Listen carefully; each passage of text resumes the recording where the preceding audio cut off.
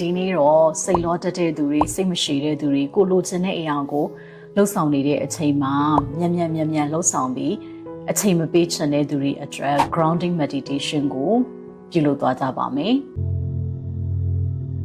အခုလို grounding meditation လုပ်ရတော့အကျိုးအားကြောင့်ကျွန်ုပ်သွားလို့တော့လမ်းကိုတေချာအာယုံစုဆိုင်ပြီးသွားနိုင်တဲ့စိတ်အင်အားတစ်ခုရရှိရန်ရည်ရွယ်ပါတယ်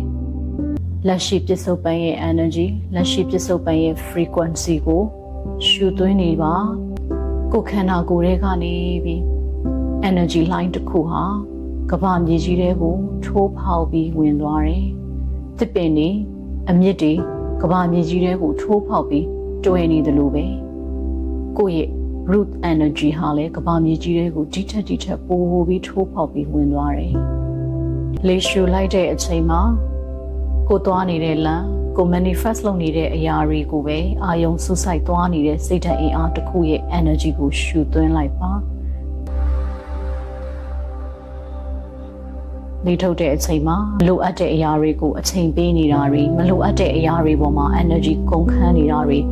ကိုသွားခြင်းတဲ့နေရာကိုရခြင်းတဲ့အရာကိုရဖို့အတွက်လောနေတဲ့စိတ်တွေကိုလွတ်ချလိုက်ပါ